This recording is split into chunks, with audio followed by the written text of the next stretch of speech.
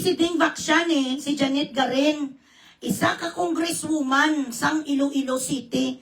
Hindi ka man gani kung tutuusin gimbalanon. Hindi ka naman talaga taga-gimbal, taga-Leyte ka. Kaya ganun na lang ang sipsip mo kay Tambaloslos. Ilan ang inyong private planes? Yun di puta ang mga jet planes nila. Inasawa ni siya sang anak ni Uka Garin. Isa din ka mga nepo babies ni ang tawag sa kanila. Nagsimula kay Uka Garin sa Gimbal 1st District, Tigbawan, Uton. I don't know if Uton is included. Uton, Tigbawan, Gimbal, San Maasin, San Joaquin. Ano pa kitang iba? Ibarasnan. Amo ni sa ang mga distrito sa mga Garin. Bilatsing Iloy ka kahisaon. Numero 1 ka kadimonita. Na para ikaw naman kusang sakon. Arikison ka sang nagaresidente ka sa doctors. Nagtupa ka residente sa lolo doctors kaya way ka kapasar sa Cebu. Way ka kapasar sa Cebu, way ka makapasar sa Tacloban. Dito ka, nagsailo si lolo, dito mo pag-asa. Yun di puta, grabe ang insulto yan kay Congressman Libiste. Wala daw sa proper decorum si Libiste. Bakit? Mas edukada ka kaysa sa anak ni Loren Ligarda? Kailan ka naging mas edukada kag anes sa anak ni Loren Ligarda, ha, Janet? Palagi ka ginainsulto mo rin si Dr. Itchon. Doktor, ano ba na ang pangalan ng isa ka doktor ni? Sandali. Istariray ka nga, istariray. Di puta ka imo, tanan pala. Hindi ka nakagimbal. Ginasawa ka lang ni Richard Garin nga babaidor. Umasta ang bilat sing Iloy, daw ray na. Hambugira ka, dosnal bibig. Winwig bibig ka numero 1. Ano pa ang ginapasipsip mo, Janet Garin? Palalolo. Pasipsip ka nga pasipsip, bilat sing Iloy na nga kinawakay nyo sa gimbal. Grabe na ang pera nga nakuha mo kahit hindi ka na magpasipsip. Kahit hindi ka na mag-TikTok ang bilat sing Iloy mo. Ilang milyones na ginapasakay mo pa nga eh. Isa pala sa mga foreign relative ko, kaibigan mo, sinabi sa akin, ito. Sinabi sa akin, pero ngayon di na kayo friends. Ang ibang mga relatives din ng asawa mo, nasa side ni Lola Nympha, ako, old friend ako, ng isa ka mga hinablos ng asawa mo. Alam ko ang lahat nga baho sang Garin kung ano ka iskalawag din, kakapintas kay Uka Garin nung napaisik siya. Kung isipon, hindi kaya dugo ilunggo. Hindi ka dugo gimbalanon. Hindi ka nagtagal bilang isa ka doktora, hence, you took advantage of your position as the Secretary of the Department of Health. Maka-judge ka kay Congressman Libiste bilat sing Iloy. Akala mo naman sa kamay sang gwapa-gwapa nga well, bed. Mabuti gani ngayon, yun di puta, may mga filter na eh. Ang nakikita nga mukha mo ngayon sa Facebook, dumaaros-aros na kung isipon. Paano ikaw ang ipakaslan ni Richard? Ito ka mga magaganda man sa mga girlfriend niya noon. Gabisita ko sa bahay nila, mga siksik at mga gwapa. Paano sa nagtupa? Sino nga arekison ka nga bakukango ng paa mo nung gastaking ka sa doctors? Now, numero 1 na sila, Ging, di ba? Ging Singson Vlogs. Numero 1 ka mga kurap. Wala na sang ibang umupo sa gimbal. Dapat sa 2028, VP Sara, sila ni lahat ng mga bilat sing Iloy, expire na sila dapat ni sa eleksyon sa pagpatakbo. They could not run for any fucking position anymore. Oo, ginapanamit nila ang mga lugar, pero bilat sing Iloy, meron sila mga jet plane, sabi sa aking far relatives. Nakaibigan noon ni Garin, ginapasakay-sakay mo, huwag ka mag-deny. Huwag ka mag-deny nga may private ka mga aeroplano. Congresswoman ka lang, di puta, hindi ka man si Elon Musk. Paano ka mo sang asawa mo? Nagkaroon sa mga private plane. You have to check this, Congressman Libiste. I am on good authority to tell you. I am telling a fact. At totoo, di puta. Kinakwa nila, ginagaid nila nga aeroplano sa may Gumayan. What you call this? Nag-rent sila doon sa may Iloilo City ang kanilang private plane. Check upin mo yan. Ngayon, kung makapagsalita ka kay Leandro Libiste, bilat sing Iloy, privilege daw, spoiled. sanay sa ganitong buhay, isn't it that you came from or you come from a family bilat singiloy o politicians as well? Parehas mo lang kamo nga duwa ni Libistillo di puta nga ang mga ginikanan nyo. Nanggaling din sa mga politiko. Ano ganing pilido? Yan ni Pilili, Pilulo. Taga Kwani saya, taga Samar. Hindi kaya taga Gimbal, wala ka dugo nga Ilonggo. Kaya wala ya sang proud si mo galit sa'yo. Ang mga taga Gimbal, ito sira ka nga paka nga bugungan. 730,000 ang injeksyonan mo, Janet. Pinalusot ka lang noon ni Ninoy. Nung umupo si Tatay Digong, ang kaso nga na nagsigi-sigi, hindi ni Tatay na napansin. Dahil ginunaya ang mga adik. Ginunaya ang mga adiktos kagang mga drug lord. Bilat singiloy mo mabuti, hindi ka napansin. Nag-isprekitek ang kaplog. 730,000 innocent lives, innocent kids, children, people. Ang Dexvexia siya nga vaccination, it came from Europe. This is straight from the horse's mouth. An assistant of an assistant that used to work with you in the Department of Health during the time of Aquino spoke to me today. And then, including another person that was close to you too and knows everything about you. This is what she did. You bought, dali lang ha, the vaccination when you knew for a fact, you were conscious that it was a trial. Clinical trial pa lang bilat sing Iloy. Naghoro-horo ka purchase, you di puta kay milyones. Dapat itry pa to sa mga ilaga, sa mga daga, hindi mo inantay.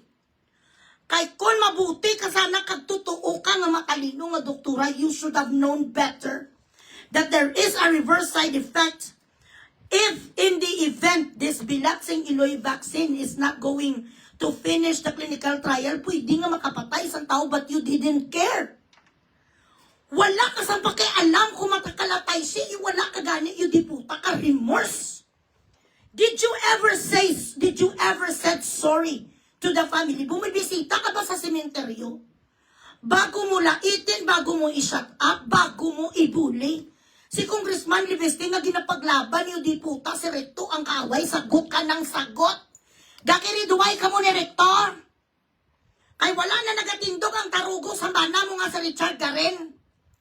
Nakamo nga duwa ni Recto, may affair ka mo nga dumangin matay ka kay Recto. Hindi naman ikaw ang inaaway ni Liveste. Sabat ka ng sabat sa kanyang privilege speech, kaya nga tinawag yun di puta privilege speech. At hindi naman ikaw ang subject, nasasaktan ka. Nasasaktan ang yun di puta, nagasalita si Liveste nga lahat sila mga magnanakaw, tinong tawag sa'yo. Hindi ka gusto sa magnanakaw, ti mamamatay tao eh. 730,000 vaccines ang binili mo, gininjeksyon mo sa ilang libong tao, nagkalamatay sila. They bled inside, their organs collapse. Ang mga kidneys nila, Bilatsing Iloy, nagkalatay siya. Why? You went to Europe during that time, you did not give a flying fuck. When Sanofi laboratory in Europe told you that the clinical trial is not yet over, you spoke to several scientists whatsoever and you said, okay. Okay lang, hambal mo. Total, ang reverse na niya nga effect, hindi man na makapatay sa tao, hindi lang sila gagaling sa dengue, pero hindi man makapatay, kung hindi ka Bilatsing Iloy, biunon. Nga gagagaga, nga klasik, dapat sino ginakawan ka lisensya. Basahin ko ha, sadali lang.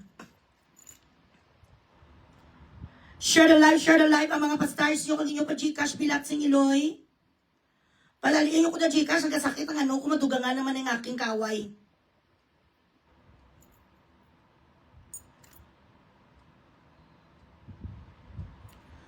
One moment. Birahon, tagkikaya kay alpot kadaan. Maraming nagagalit sa'yo, ayan nung maraming tao ang nagahugyaw. Happy-happy sila naginbing nalawagan taka.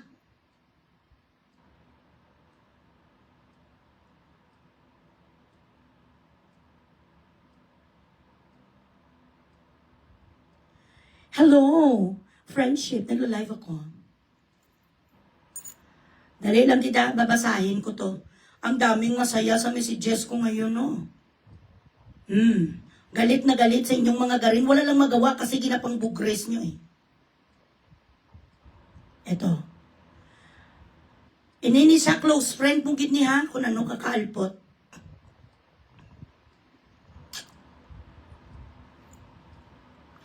Nadismaya na sa kanya ang mga konsultant dahil nung siya ay naging sekretary na ng health ang wilwig, bibig nga bugungan ang pangit mo, hindi ka pumapayat. Dapat kapag ganda ka, paayos mong ilong mo, lalong-lalo ng protruding teeth mo, chararat.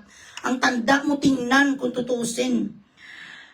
Wala niya gigin mention, you never mention Iloilo Doctors Hospital nga kung tutusin, doon ka nag-graduate. Kag doon ka nag-residente, ang ginaknowledge mo ang St. Luke's lang, ambisyosa ka. Ambisyosa ka nga taga-umasang Tacloban. You were never a city girl. Ang ginaknowledge mo, nauya ka sa Iloilo, pot. Diyan ang galing ang diploma mo. Kinakaya mong Iloilo, di saan ka galingaw?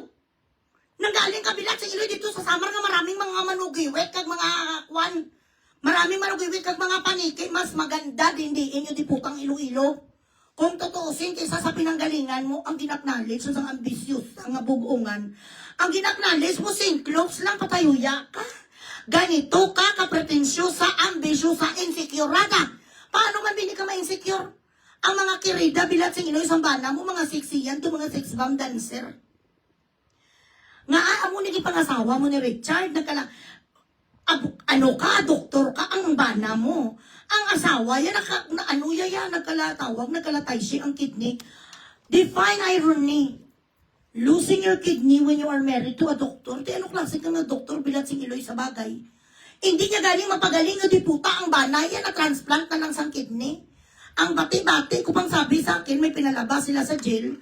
Tapos bili nilang kidney sang isa katao sa balor lang sa 100,000 mga bilat sing Iloy niyo. Ang baligyanay sa kidney at least 2 million. You take advantage of people who are oppressed, who could not fucking stand and complain and say no to you.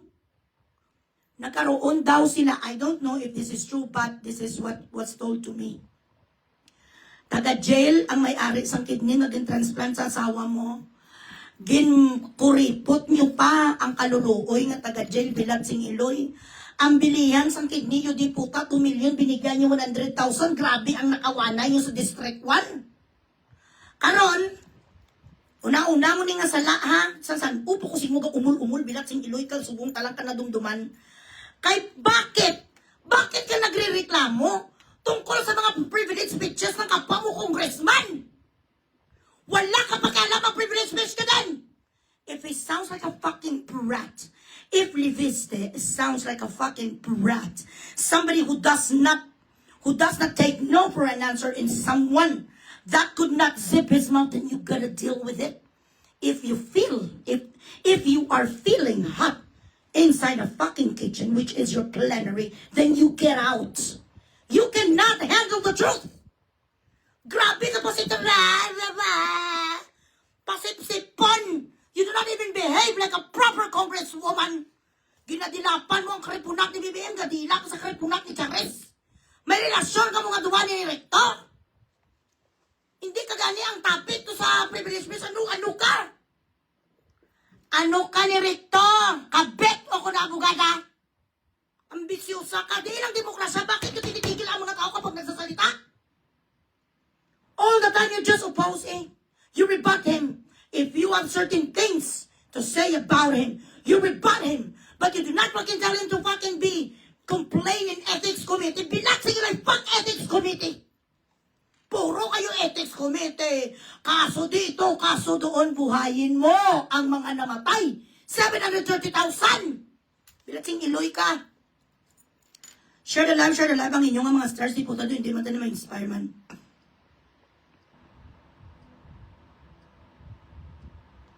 Kawawa ang mga taga-District 1. Pag hindi sila binuto, guys, ginakuha na nila sa bahay. Kasi sabi nila, ang kinatayuan nga bahay, kanilang lupa. Siyempre, wala choice ang mga tao. They want change. They want somebody else to rule District 1. District 1, tama. Doon sa may Iloilo, hindi nila magawa. Kabilat si Iloilo, si Shah. Sister-in-law, yan ang bangag na si Sharon Garen sa Department of Energy. Ang nanay nila, simple lang to yan, sinimpa. Ang tatay nila, yun ang mapintas sa listato, ang tatay nila. Hold on. Sino to man? 1 second lang ha.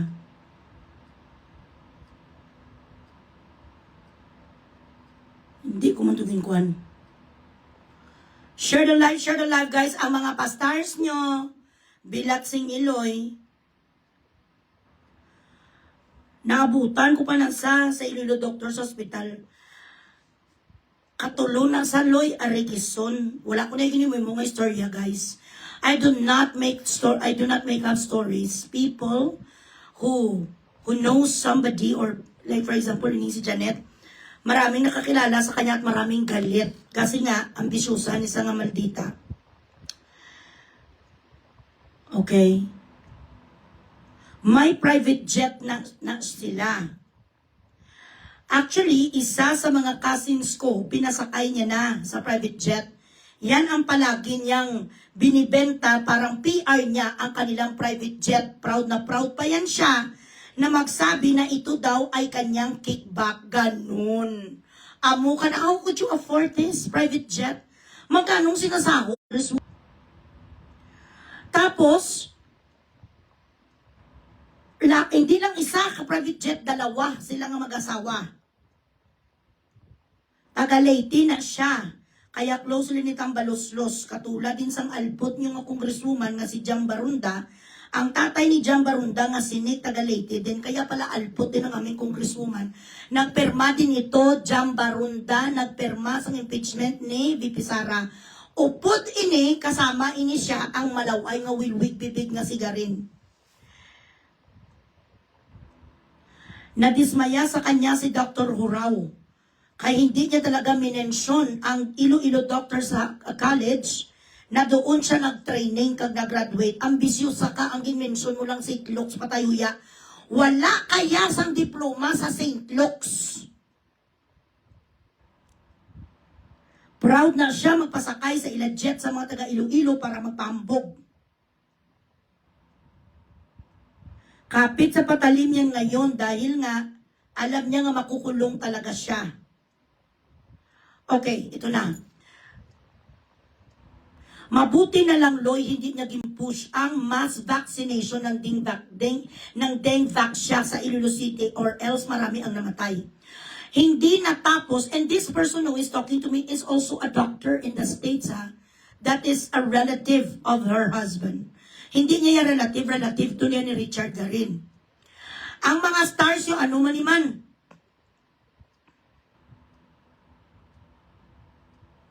Okay. Hindi natapos ang clinical trial ng vaccine. Ang vaccine, bago mo yan i-recommend, mag-clinical trial talaga. Ilang stages ang trial na yan until deemed safe. This is not me talking, this is science. And the one that is telling me the story is a doctor herself. Siya ang nag-negotiate sa Sanufe. Saan ko naman, hindi ko naman alam ang kalaliman ng kaso ni Sang Alpot because I never knew her. I never knew her and I'm not interested about her. I know her name. Pero hindi ko na interesado sa kanya kasi wala man siya ginawa nga bunga-bunga. Alam ko lang na siya si Ding Vake siya. Hindi ko talaga alam yung literature until today. Siya to nag-negotiate sa Sanufe para i-push kanyang nakikback nung siya. Dali lang kay Junior Kilat, Bilat Sing Iloy, wala pa sa kajika sa akong nga. Milyon ang kanyang nakikback, DOH Secretary siya ni Pinoy Aquino. Nagpunta talaga siya sa France. Sa France pala ito galing ang mga vaccinations, guys, para mag-meet sa mga executives. Tapos, nalaman niya too late na kasi nung nalaman nila na hindi tapos nabalaan too late, nag-cause gali, okay. Nung nalaman nila na nag-cause pala ito ng internal bleeding, too late na kasi na-injection na nila sa maraming tao, especially sa Luzon.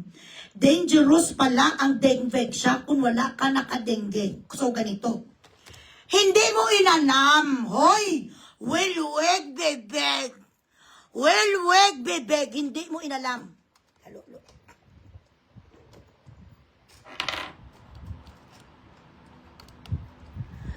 Hindi mo inalam nga kung wala ka pala sang immunity, kung wala ka, hindi mo naranasan ang dengue, clear ka?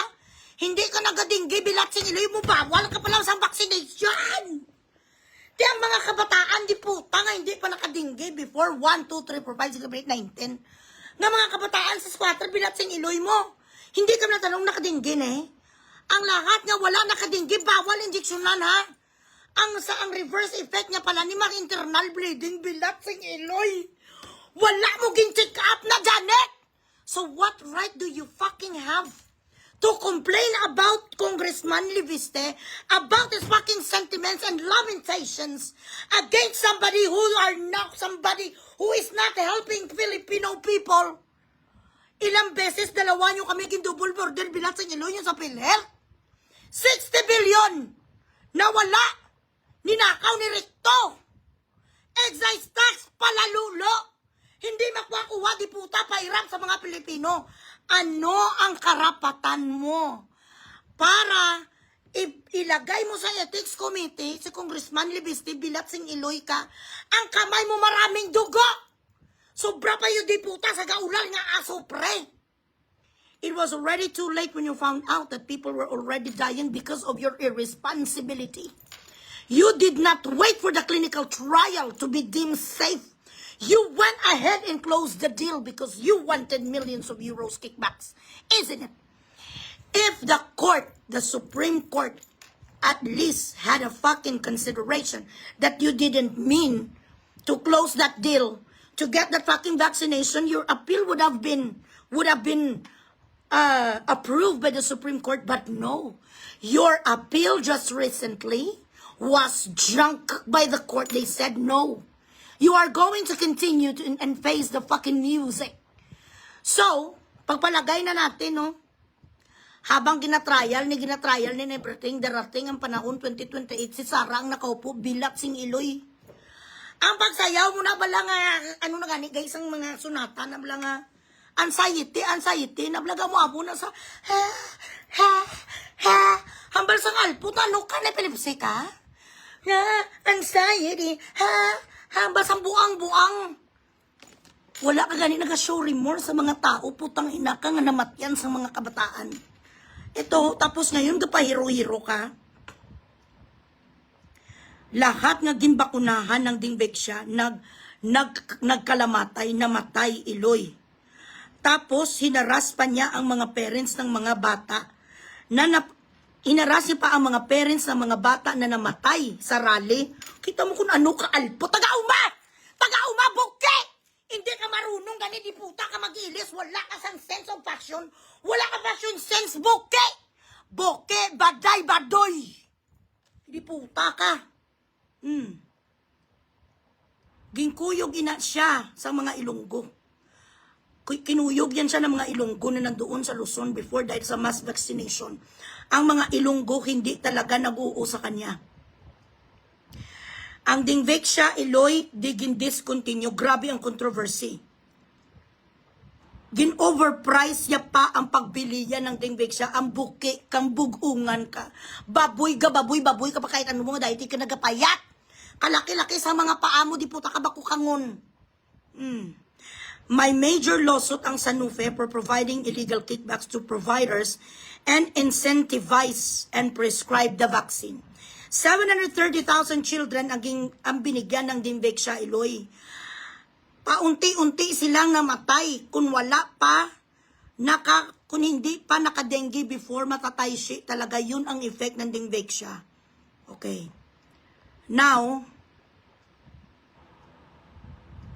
ito ang video mong gaga ka, nga wala ka wala remorse, kaplog ka.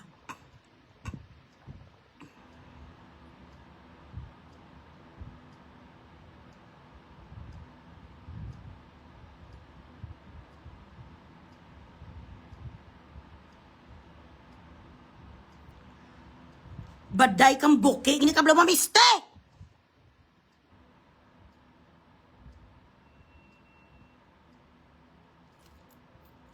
Tsura mong baday kang buke. Ikaw dapat ang turukan, ang bakba mo na balaw, butangin sang Dingbeksya para amanos. Do it as your penance.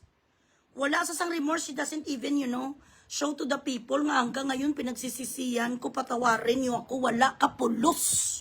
Mapifayda. Bakukangun.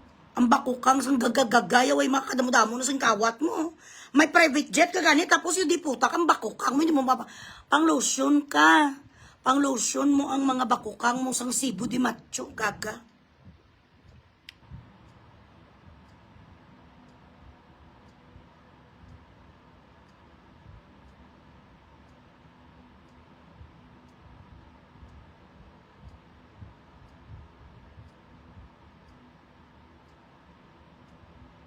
Sino to nag-message ako sa iya video man?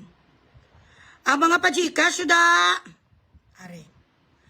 Pa-Gcash ka mo, anay. Dapat ka sang turukan man. Turukan lang imo bilat. Tapos ganun ko may magpalag ang mga bilat sing iloy sa kanilang mga spray kitik. Committee on Ethics. Bakit mo i-ethics si Congressman Libiste? Nagano si Congressman Libiste, nagjakol ng kanyang titi sa plenary? Anong ginawa doon? Bakit ethics? Ano ang unethical sa kanyang ginawa? Ha? He told the truth. Nakano doon si Libiste, putang ina, may tsumupa sa kanya. Humubad sa plenary para sabihin mo nga unethical. Who the fuck categorize a certain speech in the plenary of HOR as fucking unethical? Did he say anything bad? Did he use profanity? Or you just didn't like it because it does not fit the bill?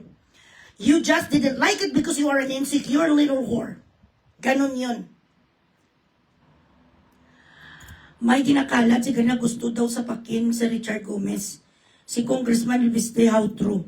Gusto sa pakin ni Richard si Si Libiste, baka muntik lumabas pala ang iyong ang iyong skandal noon nung mag-girlfriend, nung nang mag-boyfriend, girlfriend kay Tita Shawi. Sapakin mo siya, sige be. Ayan, tingnan niyo, wala di sa kwano. Ang mukha sa ngalpot, wala remorse.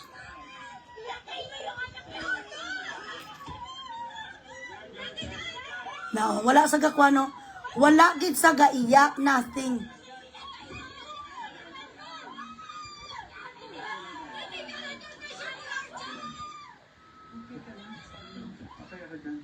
Gayuhom pa siya, she is smirking. Ay, grabe si ma'am. Gasmirk pa siya.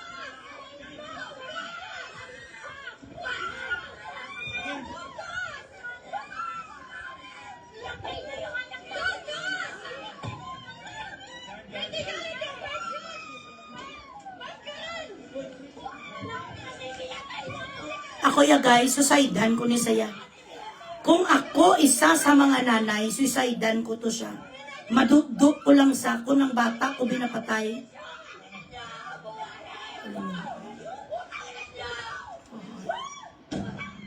Oh.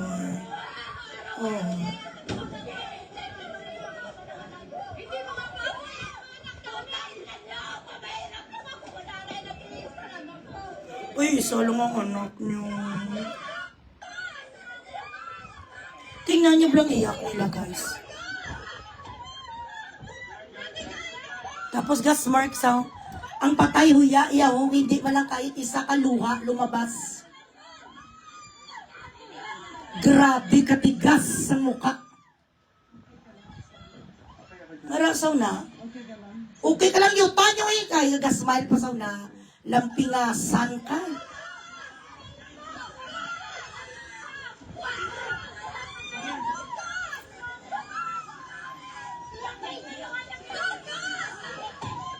Kaluluoy sa nanay. Kabalan.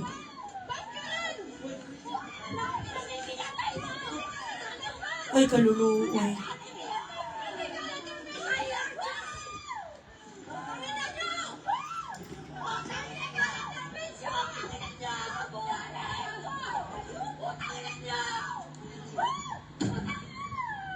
Oh.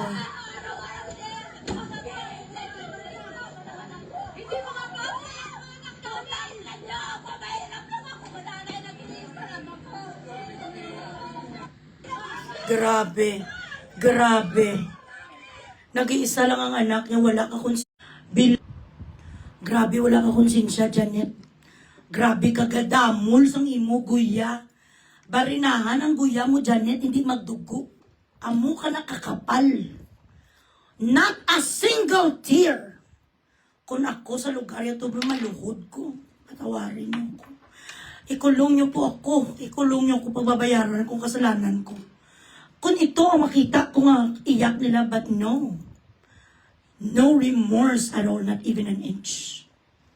Ganito ka kaya ang Supreme Court nagsabi, tuloy ang laban. Sa lahat dyan ng mga nanay, sa lahat dyan nga namatayan ng mga anak, my heartfelt condolences to you guys. Keep fighting hanggang makuha nyo ang hustisya ng inyong mga anak. Ang inyong goal ngayon, ang malagay nyo ni sa interna, ang kaplog ni sa bilibid, nga malagay sa iway. Kaya tinatanggap nila ang tag 150 million na naman, nga pinamimigay na naman ang pera natin, 150 million each.